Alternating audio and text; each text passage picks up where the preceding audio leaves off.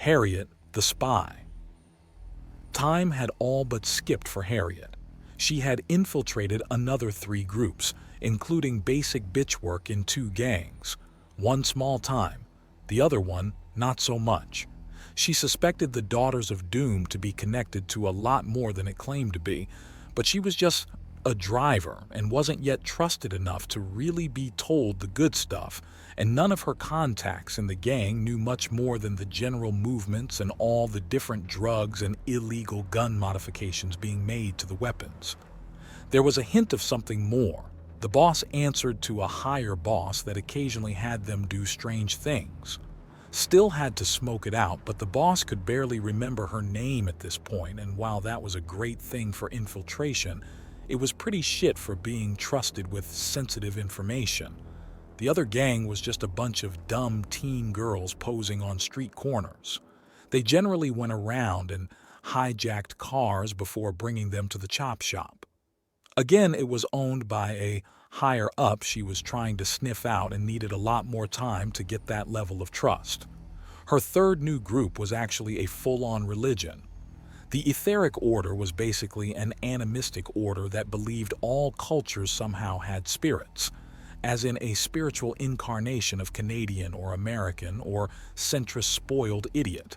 It was really weird, but straight up anal retentive when it came to cataloging as many possible cultures and keeping them all straight by making up representations of them.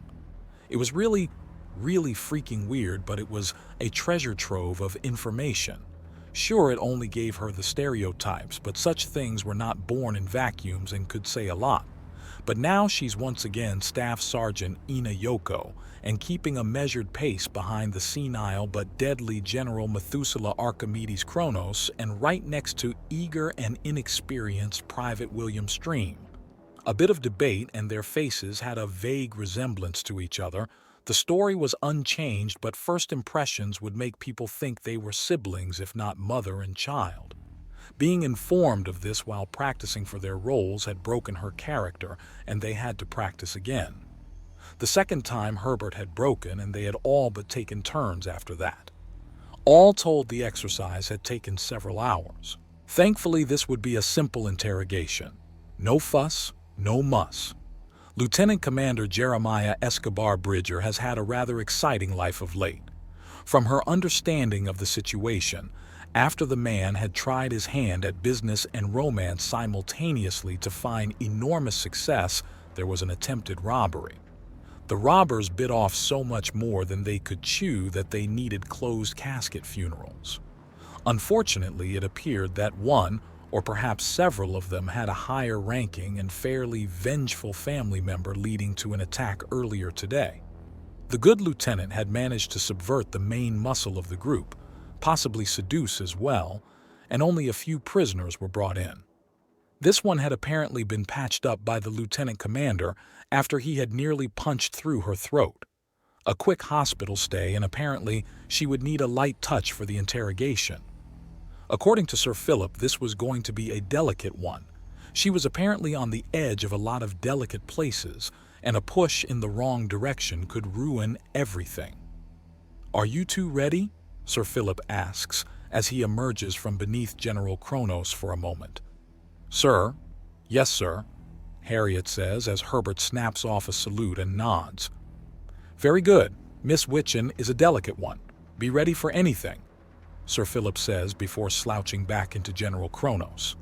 The man opens the door. "Oh, well, hello. I didn't think they had humans as old as you out of cruel space.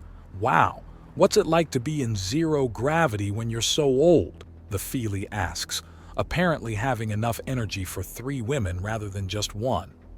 "Relaxing. My old joints don't ache half as much. Didn't need a cane, and since everyone was eating the same soft things, I never had to bother with my dentures. And the sponge baths. Oh, those were so... Thank you, General. Perhaps you do well to get back on task. You requested to speak with Miss Witchen, one of the terrorists that attacked Lieutenant Commander Jeremiah Escobar Bridger and his pregnant wife." Sergeant Yoko remarks, and General Kronos blinks in confusion. "Oh, that's right, I did. Now where is she? Why's there a kitty cat in this room? It could be dangerous for the poor girl with a terrorist around. What's security doing? General Kronos asks as he walks up to Miss Witchin and begins to rub behind her ears, startling the Faelie into purring. That's a good kitty.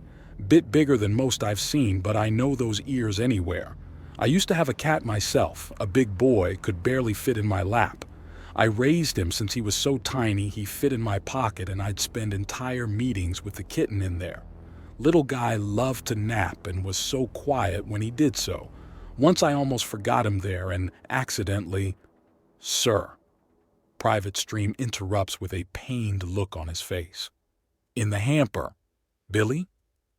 What's wrong, Billy? You're petting the terrorist, sir, Sergeant Yoko states as William looks like he's in the process of being strangled. I am? General Kronos asks, before taking off his glasses and fumbling. Dern eyes, why'd I have to go near and far-sighted? You can't be both near and far-sighted, sir. You simply have poor eyesight. Private Stream remarks, holding out a thick pair of glasses. General Kronos slips them on and his eyes are enormously magnified and he examines Miss Witchin closely. Billy, is this cat a woman or is this woman a cat? General Kronos asks. I evolved from one Mr. Old Human, Witchin asks with a flutter of her eyes. Really? Wait, are the cats trying to... No, that's silly. I need to go lie down, General Kronos says before putting his regular glasses on over the bottle lenses over his eyes and hobbling out of the room before anyone can say anything. Should I go after him? Private Stream asks. It would be best if we were to actually question the prisoner. Sergeant Yoko remarks and Stream just looks really, really lost. So how's he about like that? I thought you were all really, really powerful and skilled soldiers here. Oh, is he one of those really old and respected soldiers and you some child prodigy that's somehow skilled enough to be on board? And what about you, miss? You're clearly a Tret and... Witchin is cut off with a finger to her lips from Sergeant Yoko. Ma'am, we have a few questions for you. Nod if you understand, she asks, and the Faelie nods ferociously. Now, what in tarnation? General Kronos exclaims before the door opens to a gigantic monkey woman that Herbert vaguely recognizes from Defenestration Nation. The split-tailed monkey woman in a suit throws out her arm and dramatically points. Hold it right there. My client is still under the protection of centrist law, the red-furred monkey woman declares. As per our agreements with the Undaunted, citizens in good standing are required a lawyer to represent them, and I, Coco Mill, attorney at law, have been sent to do so. Miss Witchin here is a citizen in good standing despite being caught with a massive gang of violent criminals attempting to murder an undaunted commanding officer? Sergeant Yoko asks in a tone dripping with disbelief. What? Goddess, no. Last thing I need to do is bring discord between my family and the new species my sister married into. Besides, she said humans are almost universally hunks. That guy who throat punched me was pretty hot for someone doing a decent job of killing me. I couldn't turn a claw against all that man. I mean, it'd be like ruining artwork. Anyway, those slithery witches didn't say a damn thing about this stuff when they hired me on as a bodyguard. Far as I'm concerned, they broke our damn deal, so I'll roll on them all day and all night if any of them manage to survive. I'm thinking they didn't. That dude took Silria's head off like he didn't exactly have a lot of mercy saved up. I'm shocked he saved me. Guess I was looking pretty pitiful at the time, huh? Witchin says very quickly and happily. You should stop answering questions, the monkey lawyer announces. How do you know better again? Private Stream asks. Don't answer that, Coco orders Witchin. My sister's in the EFL. I thought I was being bribed to fight a Tret. Fighting humans? No way. I got it on video how bad an idea that is. Witchin chimes out. What kind of video? Sergeant Yoko asks. Don't answer that either. Your personal effects are... Coco begins before Witchin almost vibrates out of her chair in excitement. The one where the human in the red coat fights the two really nasty axiom witches and the dead walk like Blarg, and then he makes giant bone snakes come out of the ground, and then there's a second one that's throwing lighting around like toy, but she can't hit him. And the only time she does, he just takes it like it doesn't even matter, and Witchin takes a deep breath and then keeps going. When the crazy lopin' lady cuts so deep into the ground that it freaking splits in half, he just stomps it back down and acts like all he was doing was just getting into the proper groove on in an axiom fight, and it was just so cool, you know? You have an impressive, albeit inconsistent, lung capacity, Private Stream remarks after a few moments. Indeed, Sergeant Yoko replies. From what I understand, you have a littermate in the EFL in particular stationed as chief engineer on the EFL Tiger, Mabby Smith, I believe. Don't answer that. Yep, Witchin agrees. Mabby's awesome. She snagged a monster of a man. Oh man, and he did that whole pew-pew. I'm better than you axiom awesomeness on the same night that the rest of the men and some friends they called in took over an entire planet by wiping out all the freaking competition. I mean, sweet-tailed goddesses, that's a lot of power. Ma'am, you need to stop. Coco begins only for Weechin to power on. Anyways, I really honestly didn't know I was going up against humans, but I don't really know anything. I'm just a weapons repair girl and a swordplay enthusiast. I do a bit of small-time merc work on the side, but that's only when things are really slow and you wish the roof would come down so you'd have something to do, you know? Why are you being so cooperative? Sergeant Yoko asks. I want to know that too. This is absurd, Coco protests. I want in. That absolute unit of a man saw an army coming at him, turned its biggest, baddest bitch to his side and went on an absolute massacre. I want that, so you're getting my complete cooperation, Witchin explains, and there's a pause. The final decision is of course up to Jerry, but we'll gladly put you in contact with them if you tell us everything you know about the gangsters and criminals that recruited you. Don't, Coco begins.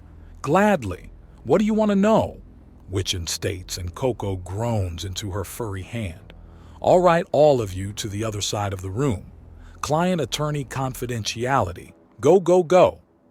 Coco waves them back and then brings Witchin to the distant corner and begins whispering to her.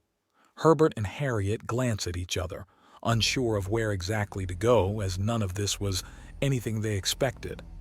Then Coco lets out a triumphant shout and comes back to the table with Witchin and a grin. All right, humans, we're willing to make a legal agreement as stated here. Coco states, bringing out a small hollow projector that shows a series of digital writing that flashes by quickly.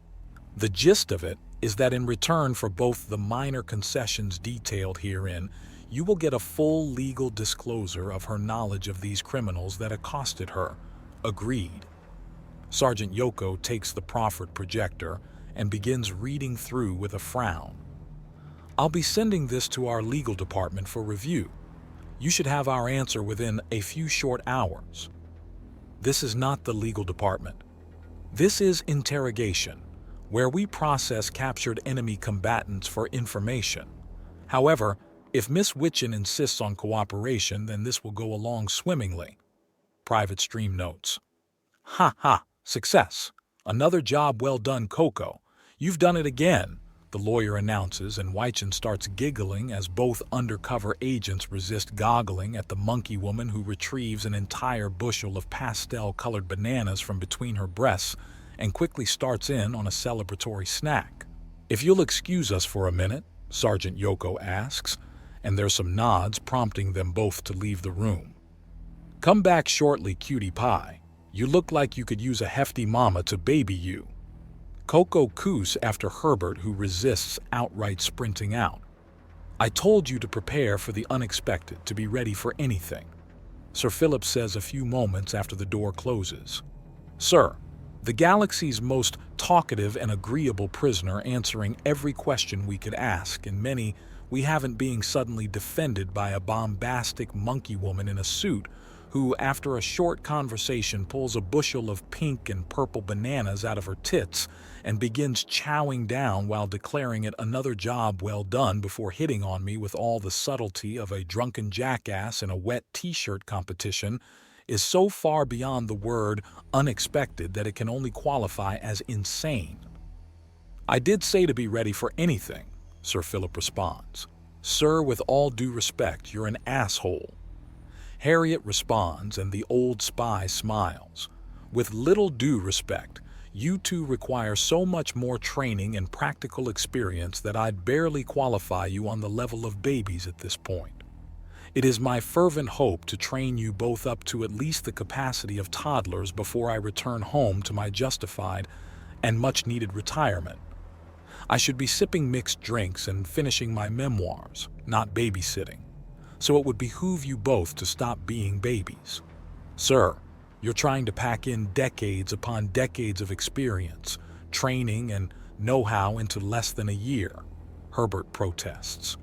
"All the more reason for you two to pay more attention and try harder. These women were nearly endlessly distracted by your sex and appearance. Therefore, they didn't notice the many mistakes Private Stream and Sergeant Yoko made.